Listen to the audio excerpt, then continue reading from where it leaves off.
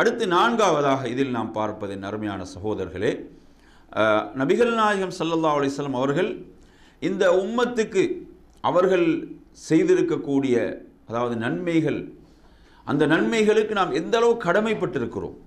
அல்லாஹுடைய தூதர் இந்த உம்மத்தின் மீது வைத்த அந்த முஹப்பத், நேசம், அதன் மூலம் அவர்கள் இந்த உம்மத்துக்கு அவர்கள் செய்த நன்மைகள், அப்படிப்பட்ட ஒரு சிறந்த தலைவராக இருக்கக்கூடிய நபிகள் நாயகம் ஸல்லல்லாஹு அலைஹி வஸல்லம் அவர்களுக்கு நாம் செய்யக்கூடிய கைமாறு என்ன அப்படி என்ற ஒன்று இருக்குதா இல்லையா?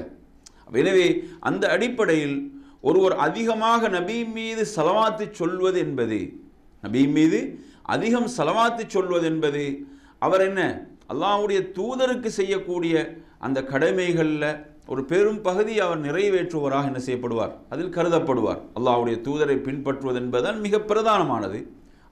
அவரை பின்பற்றுவதோடு என்ன அந்த அல்லாஹ்வுடைய தூதரின் மீது அதிகம் ஸலவாத்து சொல்லுதல்.